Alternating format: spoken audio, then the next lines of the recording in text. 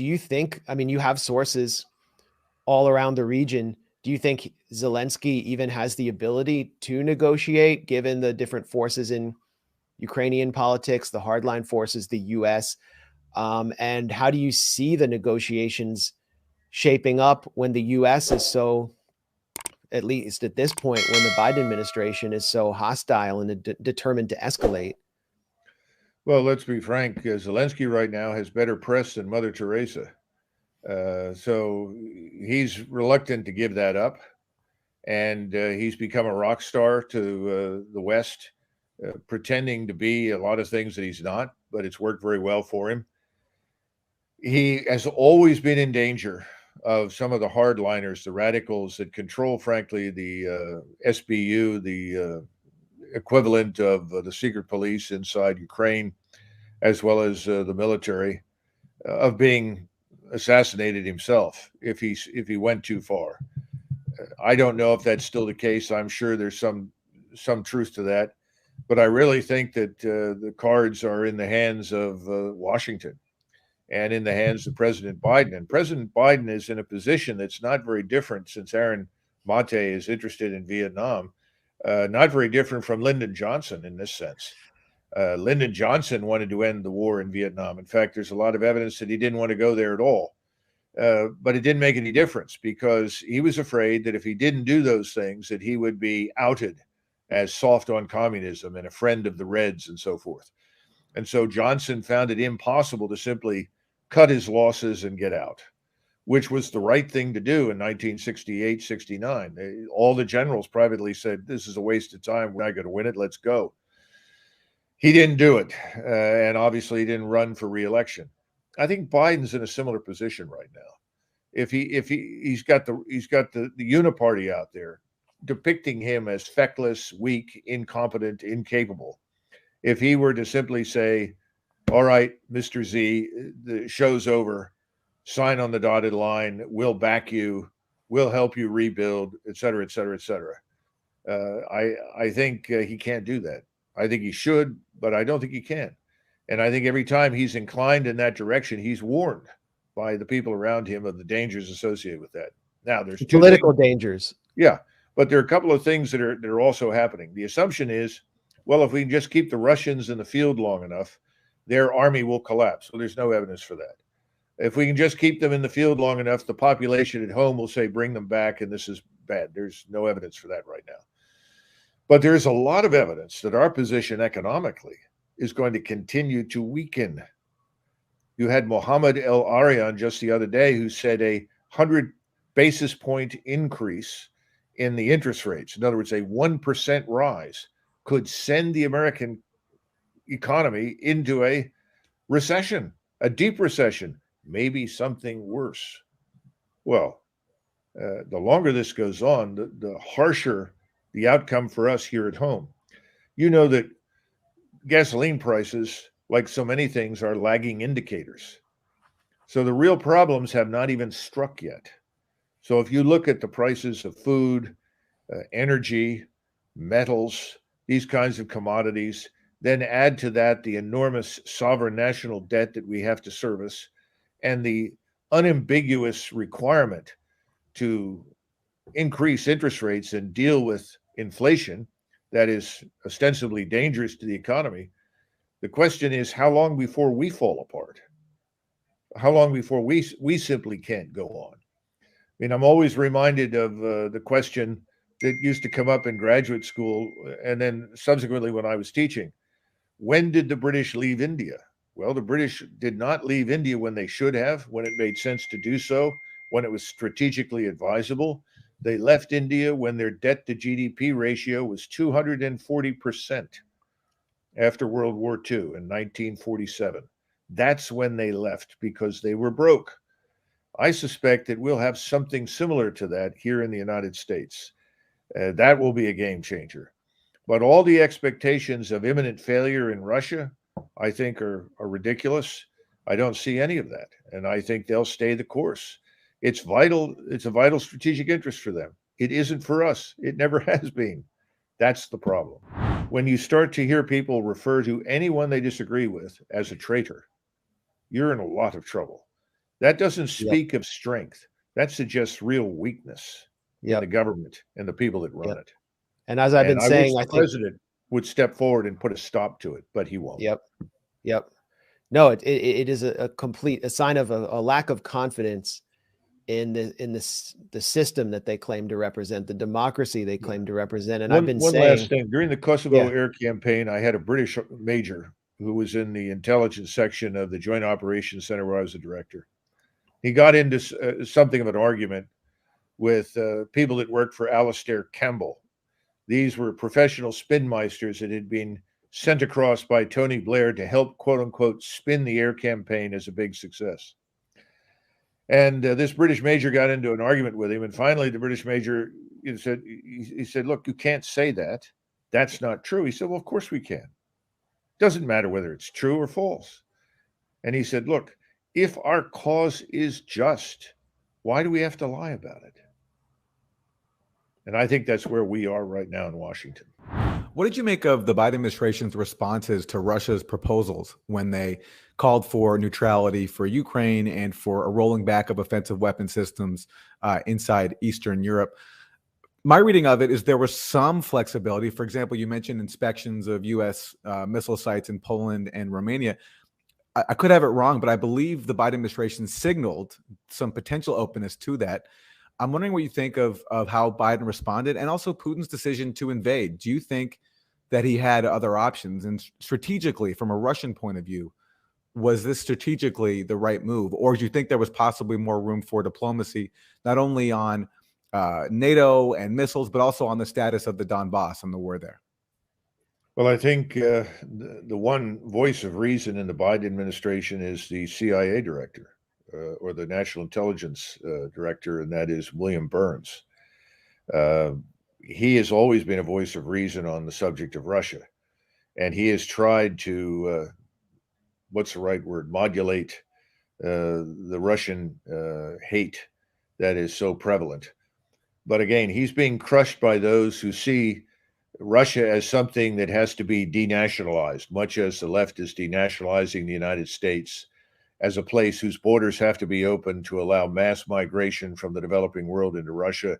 All of these things are part and parcel of the reasons people hate Russia. And of course, Russia declares itself to be an Orthodox Christian country. That's completely unacceptable because atheism, nihilism, multiculturalism, all of these things are caught up together.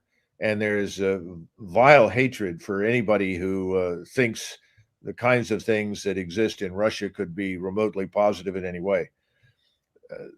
William Burns has tried to push back against that. He's tried to reason with people about it. It hasn't worked very well. But I think there was a chance for a short time. Now, Putin, from where he sits, looks at what's going on. He's aware of the things that we're discussing. But he also saw a large troop buildup in eastern Ukraine, approximately 60,000 troops that were poised to strike at the Donbass, at Luhansk and Donetsk.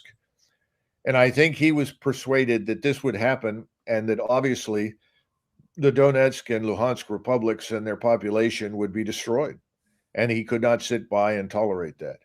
I also think he thought that there was no hope, that every time he tried to make the case, which he did several times, no one would listen to him. Somebody said, well, the reason this didn't happen under Donald Trump was that Donald Trump is strong and no one would challenge him.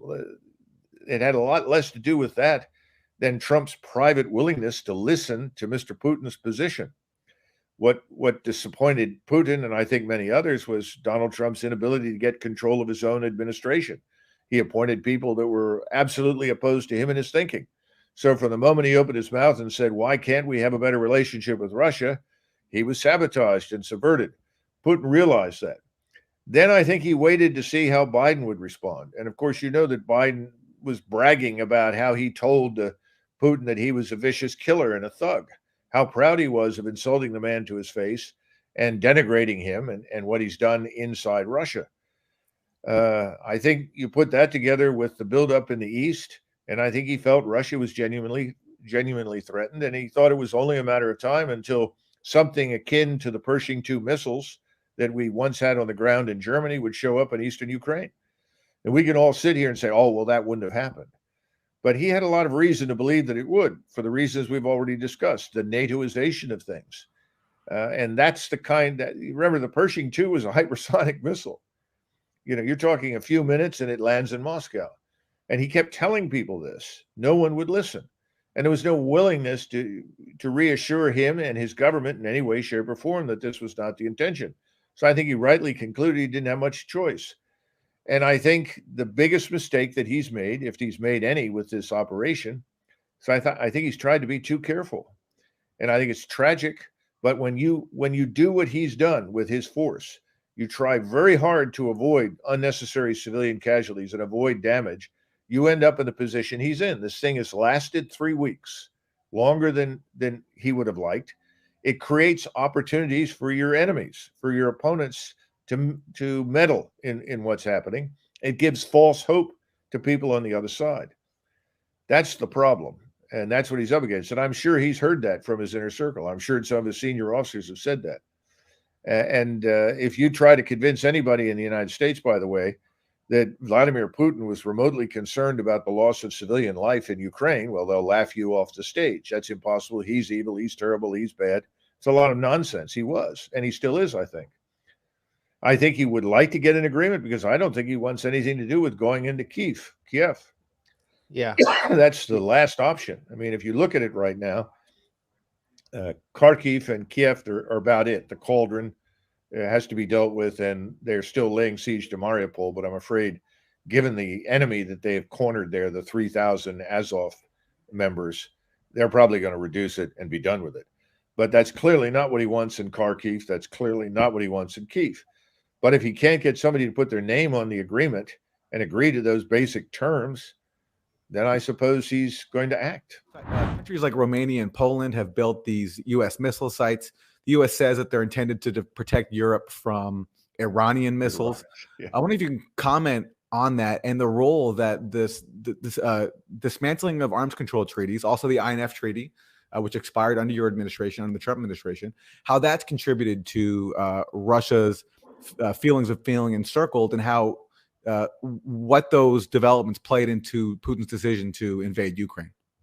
I think all of those issues contributed to the buildup in the minds of Russians of the need to protect themselves. There's no question about that. I think the decision on the INF treaty was a serious mistake. The Russians, frankly, were shocked by it, but there was a huge lobby, all neocons on the inside of the administration as well as outside, who were trying to convince everyone that arms control was a waste of time. Arms control protected us in no way. Arms control should be abandoned. Now, I'm the first to admit that arms control is difficult because if you see a violation by one side or the other, you're very reluctant to admit it. Because if you tell the other side that you're aware of their violation, then you risk revealing that you have the collection capability, that you have sources, maybe even human sources on the ground reporting to you. So you have to judge the violation very carefully and decide whether or not it is egregious enough to justify bringing it to the table. Now, I was not part of the INF talks at the time, but I was told by several people, you have to understand they're not doing what they said they would do, and we have to pull out of this. And I looked at the evidence that I could see, and all of it seemed to point in the direction of Russian paranoia about our behavior. And you mentioned the missile sites down in Romania, for instance, and I had suggested on one occasion, why don't we invite Russian officers to come over and view it? If we're absolutely convinced that this is all for the purpose of defending ourselves against a potential Iranian ballistic missile attack, then we should bring them in and let them look at it and satisfy themselves that this is no threat to Russia. Well, you can imagine the response that I elicited. I was told that I'd lost my mind and this was never going to happen, which leads me to believe that these things had very little to do with Iran and a great deal more to do with Russia. Again, you're always weighing, as a great power, the wisdom of doing something or not doing something on the assumption that what you do is going to have an effect on your potential opponent. I don't think we've done a good job of that. And I think we have too readily dismissed the potential adversary as too weak economically and too backward in many ways to respond. That's not true. That has never been true. The difference in the size of the economy is real, but that does not reflect on the Russian military or on the quality of its scientific and technological capabilities. So I think we put ourselves in this position, and we did so very, in my judgment, very cavalierly, because we actually did have a long period of time where we had established a degree of mutual trust and cooperation. And all you have to do is look at the space programs, look at the extent to which we purchased Russian rocket engines, look at the cooperation we've had with them on the JCPOA and other things. This is not being a black and white situation, but we are now transforming it into one, which I think is stupid, self-defeating, and unproductive. And of course, we're not thinking at all about the blowback on ourselves economically and in other ways. And we talk about proliferation of dangerous technology. Well, the Russians have been very good about not necessarily providing much of what many of their alleged friends or temporary partners have wanted. What will they do in the future, given the way we have treated them? I don't know, but I don't see much good happening. It does worry me a great deal. Yeah, I think there's a higher chance now of some kind of staged event or false flag than at any point, because all of the other military options have been expended. I was actually in a debate on CGTN with one of the main kind of Ukrainian influencers, who's a hardline parliamentarian, Ina Sobson. And when I heard her say that we are expecting a chemical attack, that's when I knew. And then I started to see this narrative get rolled out by all of the Biden proxies and the Nuland proxies about biological weapons, false flag by Russia. It became clear they were preparing for something, along with all the censorship and the attacks on Tucker Carlson, for actually, because he would be the one person with a national audience to push back on another Duma style incident. So it really does feel like all the signals are blinking red, as Mitt Romney's former advisor, Kofor Black, who went on to work for Burisma, said days before 9/11.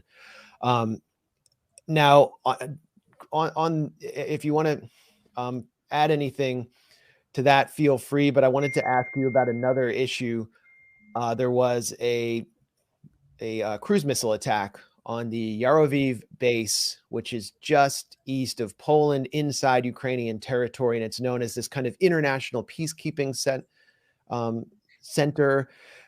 It was home to mercenaries and Redditors who were coming because they were bored with their lives as computer programmers to participate in a war they thought was going very well for Ukraine. Let me just throw up on screen some of the testimony from one of the people who was a witness to that attack, who was a U.S.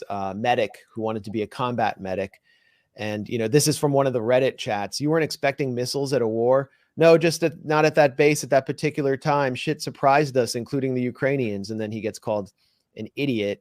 And then he refers to the volunteers who have come in from around the country as cannon fodder, you know, basically being bodies shoveled in front of the Russians. He called the Ukrainian commanders crazy, and so on. And then they all turned tail and ran home. At least 35 foreigners are dead. It could be as many as 200, but that seems to be the end of the Ukrainian Foreign Legion. But my question is not only about that, but about this wider issue of that base being there and having hosted many NATO training sessions. Could there have even been NATO trainers who were hit in that attack? And can you address this concept of the NATOization of Ukraine? I mean, most Americans think Ukraine has not been formally admitted into NATO. However, we hear from the Russian side that it effectively has been NATOized. What do you know about this base? And what about this wider concept of NATOization? Well, the NATOization has occurred. And this is one of the reasons why when people say the probability that Ukraine would be admitted to NATO was always low for all the usual reasons, the lack of human rights standards, the lack of true democratic elections, the overwhelming corruption, and so forth.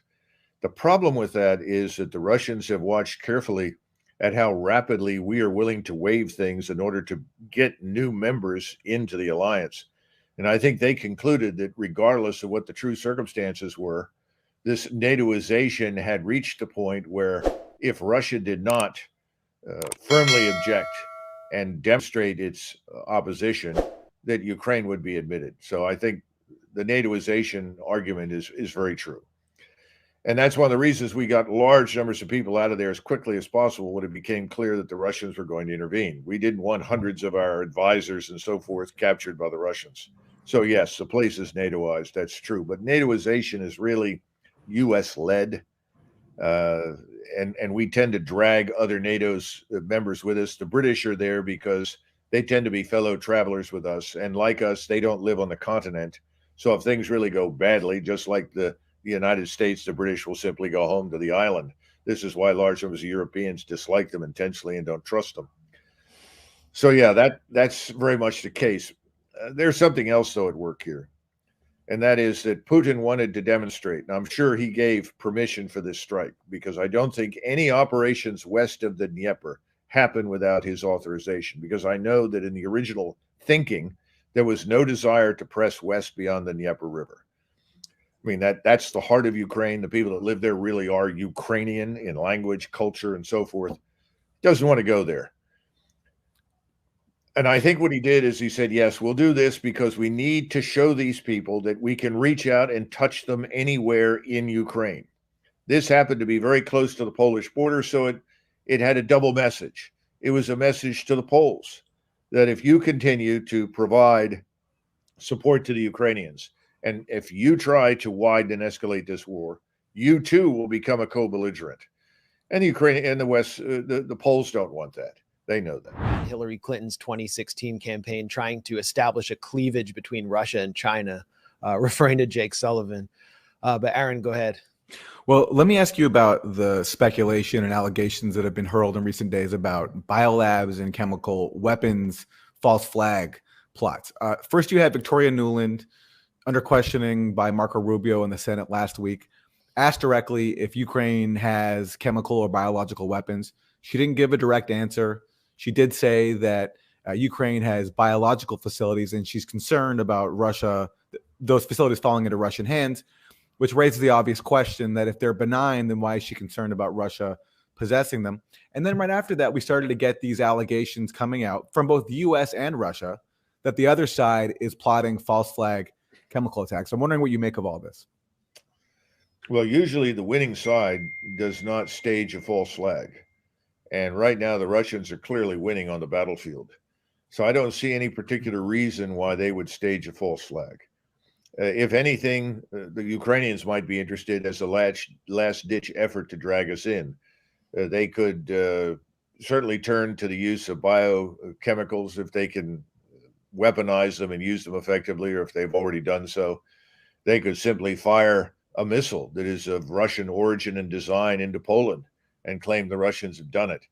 That is a possibility. We should be on the alert for that sort of thing. I don't see the Russians doing that. They don't need it. If anything, the Russians just want to come to the table, get a signature on a ceasefire arrangement, and see their terms met.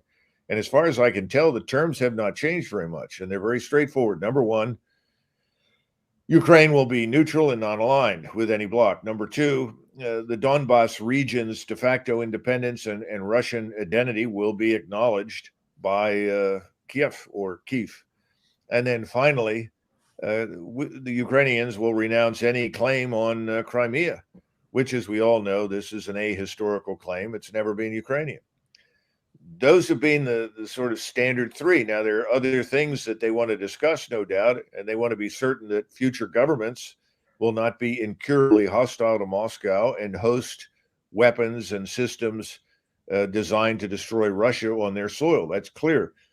But I think they go along with something on the model of the Austrian State Treaty. Clearly, Mr. Blinken, Victoria Nuland, and their cohorts, and I suspect Mr. Soros has also got his hand in this, are all stonewalling that till the last Ukrainian is dead, I guess. I hope not, but it certainly looks that way. And on the chemical weapons allegations, do you see a parallel here to Syria, a sort of recycling of the Syria playbook where the U.S. accused Syria and their Russian ally of committing chemical attacks, Syria with Russia's support? That was the allegation. When meanwhile, as we know from the reporting of Seymour Hersh and also from OPCW leaks that all the intelligence pointed to these chemical attacks either being carried out or staged by sectarian death squad rebels fighting the Syrian government. Well, there's a lot of evidence for that. There's also, I'm told, some evidence for the involvement of MI6, which is a very effective organization and very adept at this sort of business in Syria. They may once again be involved. Who knows? I mean, we all have intelligence services. All intelligence services are involved in these conflicts in one way or another. So I think if you go to Ted Postel's work, who's very good on this, as well as to British sources, and you will confirm what you just outlined. You're asking me what I know, and unfortunately, I don't know too much. What I know is what is open source. And I'm prepared to believe any number of different possibilities. But I've said repeatedly, until someone gets in there who is not Ukrainian or Russian and looks at the evidence, we're probably not going to know with certainty what's really there. I found that in the Balkans, when we were dealing with the Serbs and so many things they were accused of turned out to be false, that the Finns were enormously helpful. The Finns would go in and they were the truth tellers. We really need some truth tellers like that. But for the moment, that's not going to happen. So the worst thing that could happen is a false flag. We have to be prepared for that. And again, that's where the president of the United States plays such a critical role. Unfortunately, Mr. Trump was deceived on both occasions because his inner circle kept pushing him to launch those missiles. And ultimately, we did. They went into the dirt. They accomplished nothing. By the way, the Russians accommodated it.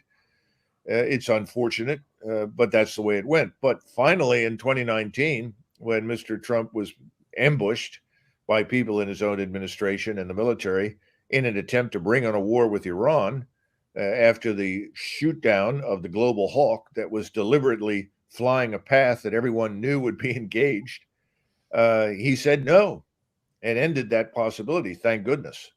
So I think it depends on the president and whomever is close to him to make the decision, no, we're not going to act, if that in fact occurs. It sounds like, and this goes directly to my question, it sounds like you're identifying a particular faction in the Biden administration that wants to escalate this war. That is the real war party. And you're locating them in the State Department.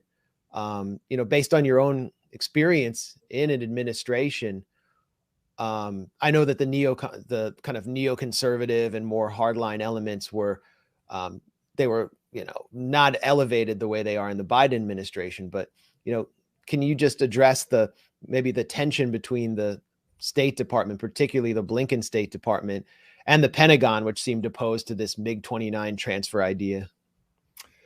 The Department of Defense, at least on the uniform side, is dominated by people who, for the most part, don't want to have to fight a real war against a real enemy that can fight back. They know that we're not prepared for that. They know that our forces are woefully unprepared, untrained, and ill-equipped. They know this because they've had a hand in creating the mess that we have today inside the Department of Defense. So someone like General Mark Milley will advise under no circumstances provoke the Russians, under no circumstances drag us into this. We're not ready. That much is clear. The problem is there are other hotheads, and I think it's a mistake to talk exclusively about the administration. I think we need to understand that this really is the uniparty. Democrat versus Republican labels are irrelevant. They're all responding to the same collection of donors. The donors want conflict. The donors enjoy conflict, enrich themselves as a result of conflict, and the donors grossly underestimate the dangers because the donors have no real experience on the ground in the military. They don't know what they're dealing with. I read a number of reports that were given by former soldiers in the United States Army, Special Operations Forces, and Marines who have since been to Ukraine and come back.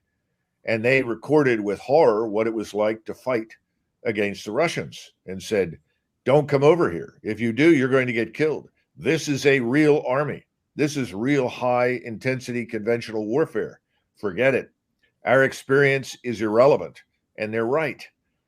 People that were able to essentially do whatever they want because we dominated people in Iraq and Afghanistan with overwhelming firepower, people that had no armies, no air forces, no air defenses, they know that this will not work. problem is that that's irrelevant to the people on the Hill. They are, again, performing for donors. And sadly, there are people out there in the United States, I call it the Bombs Away Club. There are people in the Bombs Away Club who are always prepared to bomb anybody and attack anybody. They think this is some manifestation of our greatness. And then you have the preoccupation with bullying everyone. The State Department is accustomed to bullying others, bullying them into acceptance of whatever policy stance we want them to take. I think that's going to end as a result of this conflict, because over time, many of the Europeans have now realized what the Indians, the Chinese, most Asians have figured out, most of Africa and Latin America, that we are bullies, that we inevitably end up in a position where if you don't agree with us, we brand you as the enemy and we try to punish you with control of our financial system. I think that's going to end. I don't see this ending badly necessarily for Russia. Russia is going to be hurt. Anytime you fight any war, you are hurt. Look at us during the Second World War. How long did it take us to recover from that war? And it was not easy. But the point is, they will come out of it. And the Chinese, thanks to Jake Sullivan, who met with the foreign minister in Rome, have seen the wisdom of reaffirming their support for Russia now, because he went in and essentially threatened the Chinese. Our instantaneous response to anyone who doesn't agree is to threaten. We don't practice something the British Empire used to practice, at least until World War I, which was economy of enemies. We go in and say, you're with us or you're against us. Whereas the British usually went into some place and said, well, who can we work with? And who is neutral? And who can we bring on side? And who is the real problem? Perhaps we can isolate that individual or those people. We don't think in those terms. And this is part of the moral hypocrisy, but it comes with the globalist, Marxist, elitist mentality. We have a monopoly, they think, on wisdom, morality, decency, and anyone who opposes them is, of course, the opposite. Our Marxist fans are going to take issue with that one. But I love the idea, and I'll hand off the baton to Aaron, but I just wanted to say I love the idea of the guy who ran Hillary Clinton's 2016 campaign trying to establish a cleavage between Russia and China, referring to Jake Sullivan. But Aaron, go ahead. Well, let me ask you about the speculation and allegations that have been hurled in recent days about biolabs and chemical weapons, false flag plots. First, you had Victoria Nuland under questioning by Marco Rubio in the Senate last week, asked directly if Ukraine has chemical or biological weapons. She didn't give a direct answer. She did say that Ukraine has biological facilities and she's concerned about Russia, those facilities falling into Russian hands, which raises the obvious question that if they're benign, then why is she concerned about Russia possessing them? And then right after that, we started to get these allegations coming out from both the U.S. and Russia that the other side is plotting false flag chemical attacks. I'm wondering what you make of all this. Well, usually the winning side does not. The exchange that Jen Psaki had really illustrated a point that you make in this piece in the American Conservative. And you're arguing that Biden should help negotiate a ceasefire. It would save countless Ukrainian lives, as well as lives in the Donbass, where we saw a brutal ballistic missile strike yesterday. But his words and actions have thus far rendered this practically impossible. Jen Psaki, the press secretary, was asked by a reporter, wouldn't it be better to start negotiating and de-escalating to save Ukrainians instead of instilling them with the false hope that they can win, that they can actually defeat Russia and flooding them with weapons? And Psaki said, basically, no, we're just going to keep giving them weapons and we've destroyed the Russian economy. So the war continues. Is peace possible? And why is Biden seemingly so hostile to negotiating and de-escalating? Well, at this point, I think we have to conclude that there is a universal opposition to any peace arrangement that involves a recognition of any Russian success. In fact, if anything, it looks more and more as though Ukrainians are almost incidental to the operation, in the sense that they are there to impale themselves on the Russian army and die in great numbers, because the real goal of this entire thing is the destruction of the Russian state and Vladimir Putin. And no one is prepared to stop anything as long as there is the slightest hope that something terrible will happen to Russia and to Putin. Of course, I don't see much evidence that that's going to be the case, but it doesn't really matter here. Everyone has universally signed on for the Russian hate campaign or hatred for Russia campaign. And that seems to go on regardless of what is reported. And frankly, the absence of much truth in reporting and a lot of wishful thinking in its place is hard to overestimate or exaggerate. It's terrible.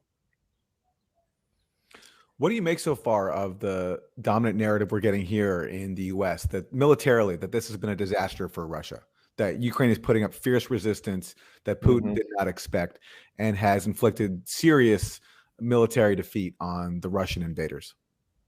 Well, as to the last point, it's very obvious that what Ukrainian forces are still active are entirely surrounded, cut off, and isolated in various towns and cities. The Ukrainian forces are incapable of anything but an occasional pinprick attack on something that doesn't appear to be very robust or dangerous. So the war, for all intents and purposes, has been decided. The issue for the Russians from the very beginning has been, how do we proceed without killing large numbers of civilians and inflicting a lot of property damage? And Putin gave very strict orders from the outset that they were to avoid these things.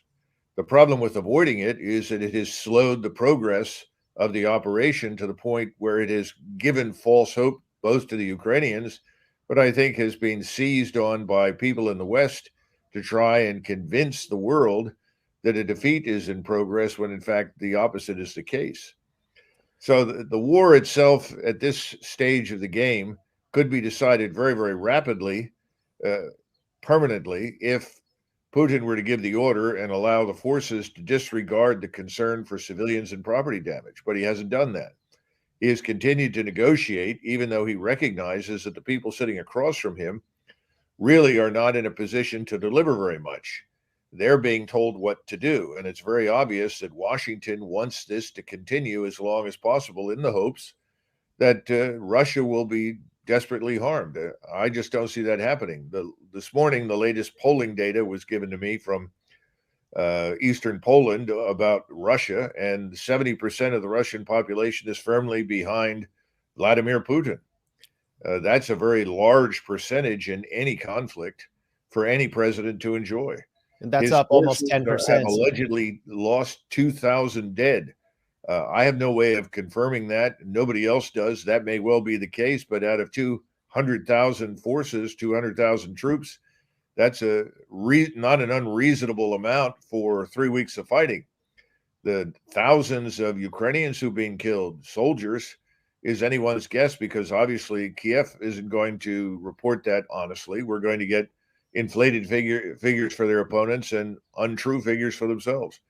So I think the big problem right now is that in the West, there is no truth. There is wishful thinking, and there is this impression of success by the Ukrainians that doesn't stack up. In fact, the Russians are capturing large quantities of Western equipment, British and American, that are being shipped to them at this point. Yeah, we have a map from South Front, which I think might be more accurate than the Kagan's think tank, the Institute for the Study of War. Right to your left, I'm not sure if you see it on screen, but as you see, the red marks Russian positions, the Russian incursion. And if you look to the north of Ukraine, just north of Kiev, you can see Russia forming positions around Kiev and essentially encircling. That's my view, encircling divisions of the Ukrainian military. And then in the east, there's a rapid advance, not only of Russian forces, but forces from Lugansk and Donetsk, who are technically, according to the U.S., Ukrainian. And you can see pockets there, which I would call cauldrons. Can you give us an assessment based on what you see of this map as of March 14th? Well, on the southeastern side, towards the bottom, you have as many as 60,000 Ukrainian troops that are completely surrounded in what the Russians are referring to as a cauldron. That's been going on for several days now. No one knows what the status of those forces is. They're probably running out of water, supplies, ammunition. The Russians would prefer that they surrender. Some have, but there may be pressure now to end this, which would result in the mass slaughter of some 60,000 troops. And I don't think the Russians are interested in that. I think what the Russians are interested in is what you see. They've gone to the large population centers. They've tried to avoid the central portion of Ukraine, because that's the agricultural area. In fact, Russian troops have been told to stay out of the fields. The Russians realize that we're on the verge of spring planting in Ukraine. They're not interested in destroying the wheat and barley crops at all. They would prefer to see that go ahead. So the issue for the Russians right now is that everything worth controlling is controlled. This notion that you hear over and over and over again on television, well, they haven't increased their territorial control. They're not interested in territory. The entire operation from day one was focused on the destruction of Ukrainian forces. That's largely complete, with the exception of those that are still surrounded. They've got a huge problem in Mariupol, which is off to the right, where you have roughly 3,000 of these fanatical fighters in the Azov regiment or battalion, whatever you want to call it, who are refusing to allow any of the civilians in the city to leave. In fact, I saw footage this morning of these Ukrainian Azov troops telling the population there, you can't leave, even though the Russians had opened a corridor for humanitarian assistance and evacuation. Again, these things are not reported in the West because it tends to damage the narrative. So my great concern is the determination to annihilate the Azov crowd could result in real destruction in Mariupol, which would be terrible for the people there. But again, one doesn't know what the thinking is at higher levels. I suspect there's a desire to end this, get this over with. But as long as Zelensky stalls, the more Ukrainian forces will be killed. And it doesn't make any difference how much we try to ship into Ukraine. They can't assimilate it and use it effectively in any case at this point. But again, this satisfies the narrative that the Russians are losing. Putin is evil and must be driven out, and he's the aggressor. All of the information going back to 2014 and earlier is essentially deleted from the discussion. The fact that they've lost 14,000 people killed in the war since 2014 that the Ukrainians have waged relentlessly against the Russians in the East, that's ignored. So it's very tragic, but I think what will happen is the truth will out. Eventually, this will end. The Russians will be successful in what they've set out to do, and the Ukrainians will be destroyed. I'd rather not see that. I don't think Putin wants to see that. Remember, he's fighting against people that he largely considers to be very much like himself. There is no desire to murder all of these people, contrary to popular belief. The biggest lie I've heard repeated on television is Russian troops have been told to deliberately murder civilians, Ukrainian civilians. It's absurd. It's nonsense. Nothing could be further from the truth. Do they make mistakes? Do munitions fall on things they'd rather not? Of course, we make those mistakes. Every military organization does. But it is as ridiculous to assert that the Russians are deliberately murdering civilians as it was to assert when we were in Vietnam, or then subsequently involved in other wars in the Middle East, that we were deliberately murdering civilians. We were not. We didn't always tell the truth about it.